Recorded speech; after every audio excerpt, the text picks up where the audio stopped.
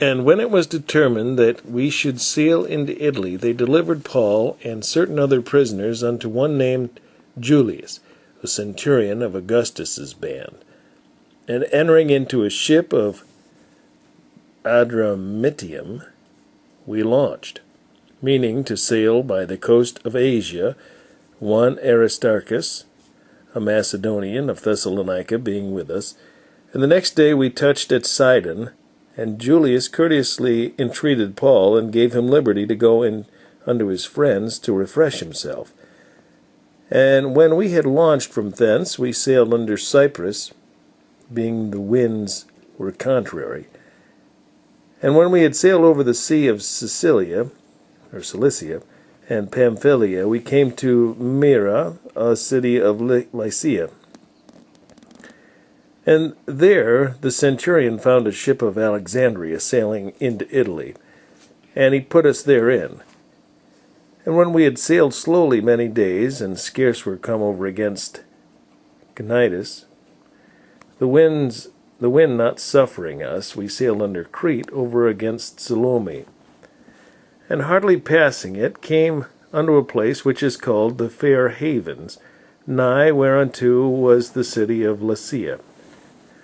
Now, when much time was spent, and when sailing was now dangerous, because the fast was now already past, Paul admonished them, and said unto them, Sirs, I perceive that this voyage will be with hurt and much damage, not only of the lading and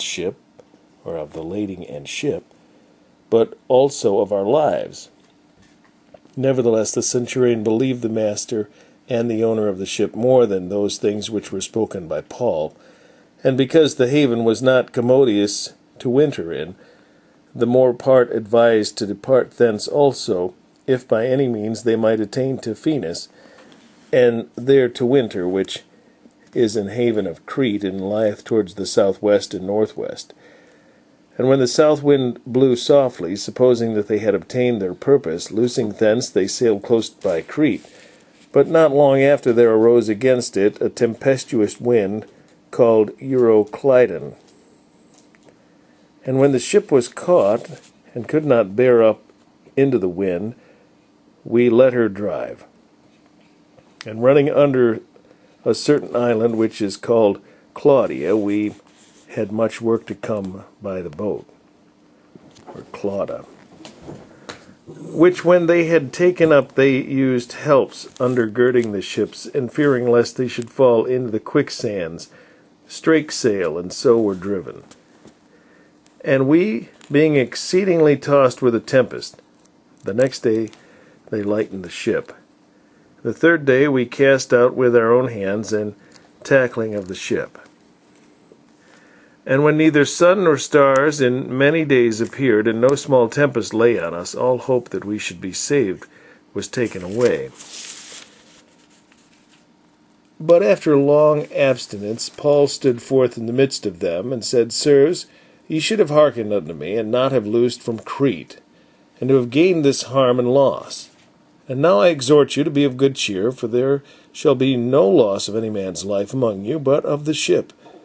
For there stood by me this night an angel of God, whose I am, and whom I serve, saying, Fear not, Paul, thou must be brought before Caesar, and lo, God hath given thee all them that sail with thee.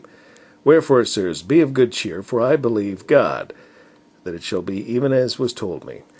Howbeit, we must be cast upon a certain island.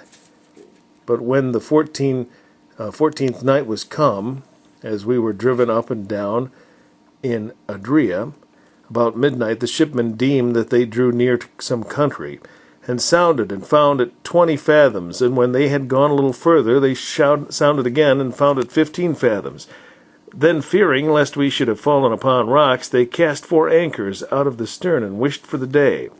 And as the shipmen were about to flee out of the ship, when they had let down the boat into the sea under color, as though they would have cast anchors out of the foreship, Paul said to the centurion and to the soldiers, Except these abide in the ship, ye cannot be saved. Then the soldiers cut off the ropes of the boat, and let her fall off. And while the day was coming on, Paul besought them all to take meat, saying, This day is the 14th day that ye have tarried and continued fasting, having taken nothing. Wherefore I pray you to take some meat, for this is for your health. For there shall not an hair fall from the head of any of you. And when he had thus spoken, he took bread and gave thanks to God and in the presence of them all. And when he had broken it, he began to eat. Then were all of good cheer. And they were all of good cheer, and they also took some meat. And we were in all the ship 260 souls. And when they had eaten enough, they lightened the ship, and cast out the wheat into the sea. And when it was day, they knew not the land, but they discovered a certain creek with a shore, into the which they were minded, if they were possible, to thrust in the ship. And when they had taken up the anchors, they committed themselves unto the sea, and loosed the rudder bands, and hoisted up the mainsail to the wind, and made toward shore. And falling into a place where two seas met, they ran the ship aground, and the forepart stuck fast, and remained unmovable, but the hindermost was broken with the violence of the waves. And the soldiers' counsel was to kill the prisoners, lest any of them should swim out and escape. But the centurion, willing to save Paul, kept them from their purpose, and commanded that they which could swim should cast themselves first into the sea, and get to land, and the rest, some on boards, and some on broken pieces of the ship. And so it came to pass that they escaped all safe to land.